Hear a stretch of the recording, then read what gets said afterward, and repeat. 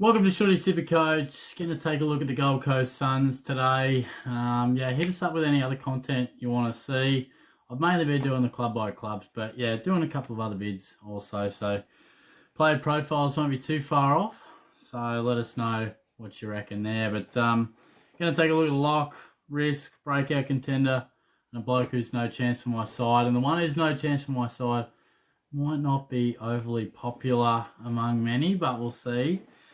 And the lock's pretty dull because I couldn't pick anybody. Most clubs I've looked through and I said you could probably bank on them, but I don't think you can lock any Gold Coast Sun in. And I couldn't even try and pitch one to you that is half a lock because, you sort of got Miller who's very reliable, but I wouldn't be banking on him.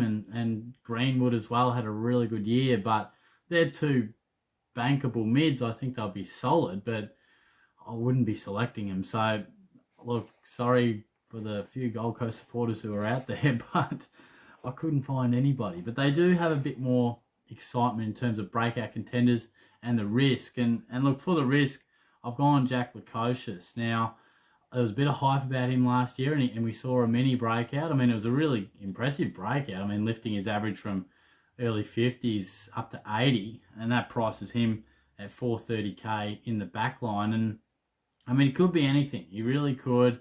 Intercepting marker. They like the ball in his hands because he's a very nice kick. And he was travelling pretty nicely throughout the year, and that average took a hit late. The last three games, he scored 35, 54, and 34. So he really dropped away. He did have some big scores, I think a couple in the 130s later in the year, but then he just dipped away for whatever reason. Now, this is a guy that I think could definitely average in the 90s at his best, and I wouldn't be shocked if he gets around that mark this year because he's a big talent, and he's only going to, the more pre-seasons, the more games it gets into him, the better we're going to see, and he's a delightful kick, he really is. So we love effective kicks and intercept possessions in the Supercoach world. And of course he's a risk because if you pick him at that sort of a price, you really need him to up that average by at least 12 points probably and stay in your side for the majority of the year. So you really are expecting another mini breakout from him.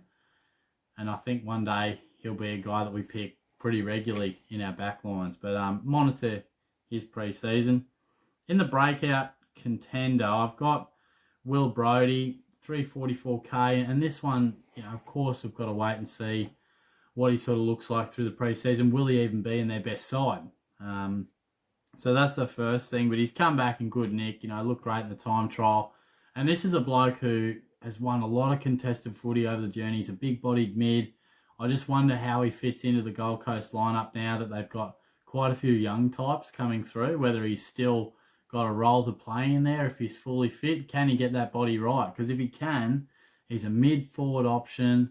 Really nice price. We've seen him do it. He tackles, he wins the hard ball. Good size for a mid too. So most boxes are being ticked. Probably the main one is, can he get back to his best footy? Can he stay fit? So I think if he does that, he'll be in the best 22 for Gold Coast and be a pretty juicy selection, I dare say. Another one to keep your mind on is probably Jack Bowes.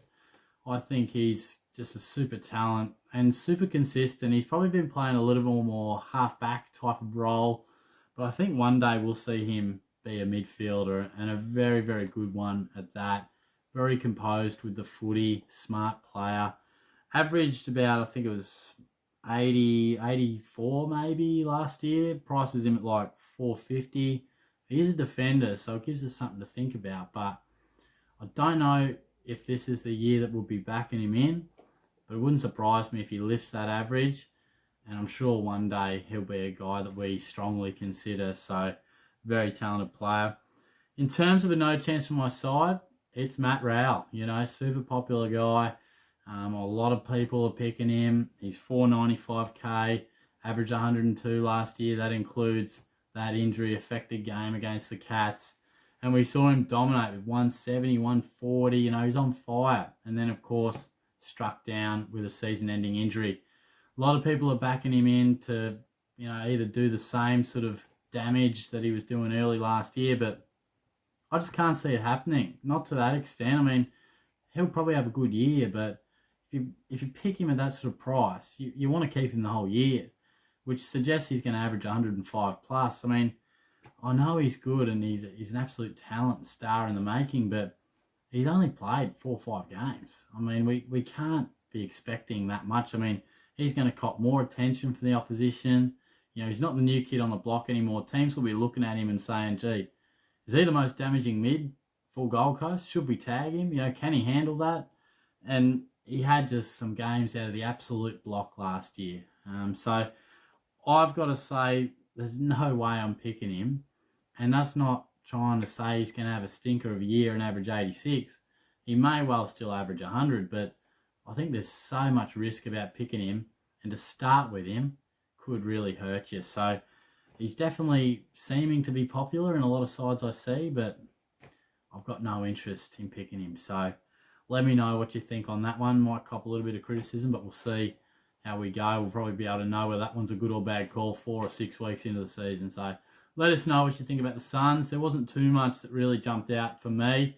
They've got a few nice talents, but not stacks of value, and a few guys already broken out. So let me know what you think. If I missed anyone, I'd love to hear. But I'll be back soon with another club by club. We'll be looking at quite a number of clubs in the coming weeks because I want to sort of smash those out and get into the player profiles, hopefully by sort of early Feb. But I'll be back soon. Cheers.